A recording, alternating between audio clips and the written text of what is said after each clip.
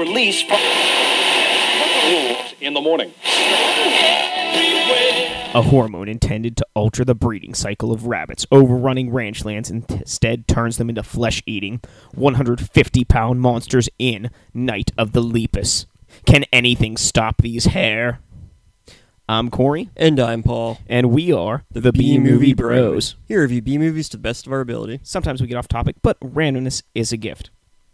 This month, January, it's Paul's birthday month, so he got to choose the theme of the month, which is Kaiju Month, also known as Giant Monsters. So we're kicking this month off with the 1972 classic Night of the Lepus, a movie about giant killer rabbits. So, you heard what the Amazon description had to say about the movie. Let's dive right into this shit with our technical difficulties, top and bottom three. Paul? Let's just get the worst out of the way first, with the bottom three. Alrighty. For number 3, this movie is pretty slow-paced, which is surprising, because I thought rabbits were supposed to be fast. Number 2, rabbits just aren't scary. With the possible exception of the killer rabbit from Monty Python and the Holy Grail, it's pretty much impossible to feel threatened by rabbits, no matter how big they may be. And number 1, the screams of the dying rabbits just bothered me. I get that the rabbits were killing people and ruining crops, but their cries and screams were just so disturbing. More so than the actual humans being torn apart, which is weird. For me, number 3, I have to say, just like you, this movie just seems so long and drawn out. It's only 88 minutes long, but the hair must have taken a page out of the tortoise's book and thought slow and steady was better. Speed it up, get things out of the way. Number 2. Giant rabbits, they're not menacing. They're giant, fluffy balls of doom, yes, but menacing, no. Scary, no. If a gigantic rabbit was tearing me apart, I think I'd be laughing instead of screaming in terror and pain. Even while they're killing people, you just want to pet them. Number 1, this movie takes itself 100% seriously, and I can't accept that.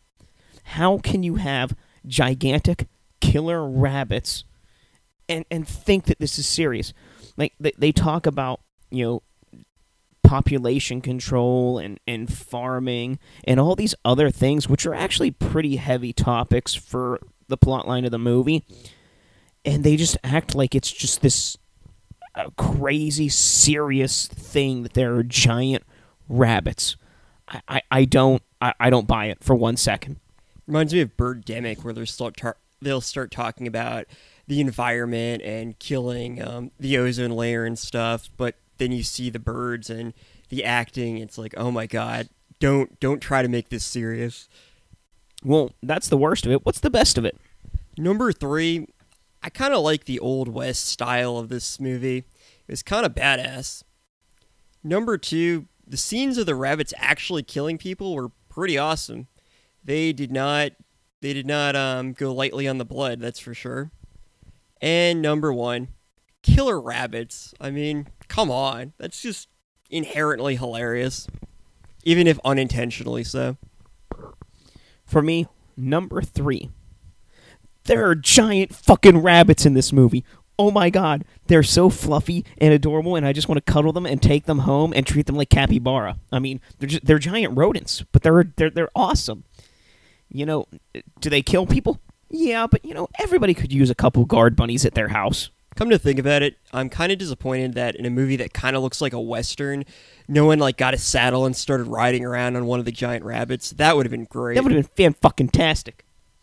Missed opportunity. 2. This movie takes itself 100% seriously.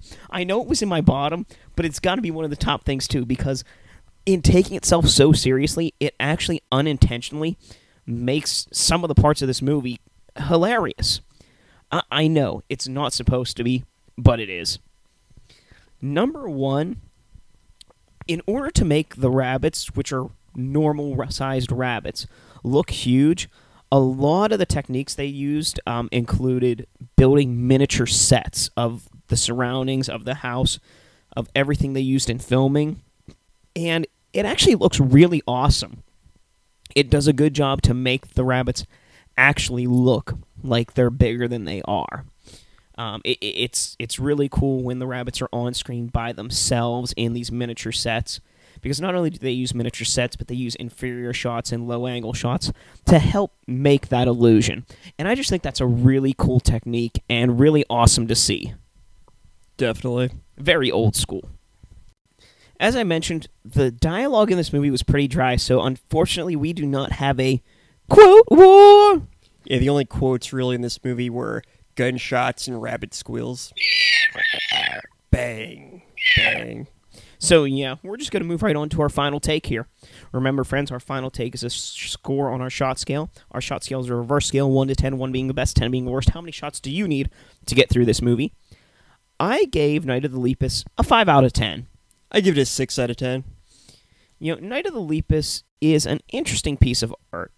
A movie about giant killer rabbits, it just shouldn't be serious. But it is, and it kind of works for the movie.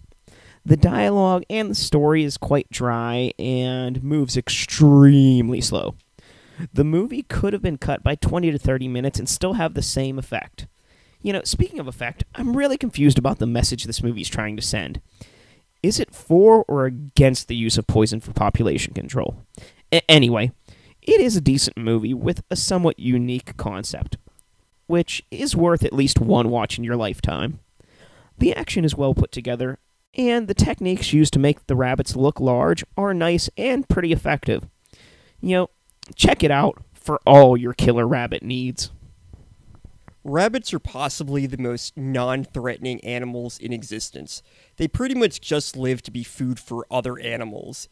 Even though the rabbits in Night of the Lepus were gigantic monster rabbits, it's really hard to take them seriously as a threat.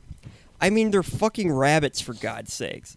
Still, I applaud this movie for trying to make these basically harmless creatures into monstrous, murderous beasts, even if they did not succeed at all. At least the movie came off as unintentionally funny, though unfortunately, this movie more closely resembles a turtle in pacing rather than a rabbit. You know, I think the only less threatening creature would be if it was like giant hamsters trying to kill you. Didn't they have a South Park episode? All those are guinea pigs, but they're the same damn thing. You know, yeah, just I don't know. If someone out there can think of a less menacing animal than a rabbit to be a killer monster in a movie, please let us know. You know, here on SoundCloud or at our website, bmoviebros.com. Well, we know not everyone likes to watch the same kind of shit that we do, so we like to give every B movie we watch an A movie companion and tell you how this movie is the same as a movie of higher class and standard. Paul? I picked Watership Down from 1978. And I picked Tremors from 1990. Both Night of the Lepus and Watership Down focus around rabbits. Both movies feature rabbits migrating from one place to another and facing dangerous obstacles in their way. Night of the Lepus features giant rabbits being shot at and electrocuted by humans, while Watership Down had the rabbits facing predator animals and other, more vicious rabbits as they attempt to find a new home. Both movies show a surprising amount of blood for movies about rabbits. And finally, Night of the Lepus attempted to scare audiences, albeit badly, while Watership Down scared the shit out of me when I was a kid. It's fucking terrifying as a film. I mean, all the blood and everything, watching the poor rabbits getting torn apart and caught in traps, and just, watching it when you're 8 is just horrifying. Alright, Corey, what do you have? So, Tremors from 1990 and Night of the Lepus from 1972 are the same movie because they both take place in desert towns. In both movies, an old man is the first one to be discovered dead by the giant creatures. As that comes about, both movies feature giant creatures, whether they're giant rabbits or giant subterranean worms. In both movies, the town is under siege by giant creatures. In both movies, there's a scene that takes place where people go into the basement. In one movie, they hide in the basement and shoot rabbits from the floorboards beneath them. In another movie, they hide in the basement and kill a graboid that busts through the wall. In both movies, characters try to escape from the town, but their vehicle gets caught in a giant hole, and they can't escape that way. And finally, in both movies, they lure the giant creatures to their doom. Whether it's, car headlights and electrified railroad tracks, or dynamite to make them fly off a cliff. Either way, it works out pretty well. And that's why Tremors from 1990 is an A-movie version of Night of the Lepus from 1972. Can't argue that. Now I think it's time for us to tell you how to drink away the flick. Drink away the flick. Come on and grab your drink. Let's drink away the flick. Bum, bum, bum. So I'll give you some drinking games for this movie, and then so shall Paul. Number 1. Anytime the rabbits squeal, take a drink. Number 2. Whenever poison is mentioned, take a drink. Number 3. Whenever a dismembered body is found or mentioned, take a drink.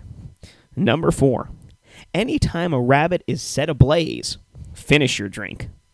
And number 5, because it's Kaiju Month, anytime a giant monster engages in some kind of battle, take a drink. Giant monster rumble. Every time you see a herd of rabbits running, take a drink. Every time someone is wearing a lab coat, take a drink. Every time someone gets killed by a giant rabbit, take a drink. And every time someone fires a gun, take a drink. And those are your ways to drink away this flick. If you would like to join us next week, we'll be taking a look at the 1965 Kaiju classic Gamera, the Invincible. Giant fire-breathing turtle monsters? Hell yeah. Hell yeah. If you have an independent film you're working on and would like to discuss it, you can email us at bmoviebros@gmail.com. You can follow us on Twitter at bmoviebros or my personal Twitter at bmoviepaul.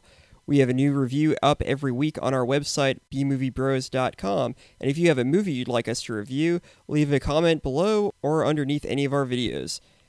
So until next time, friends, be brave, be alive, be back for more. When they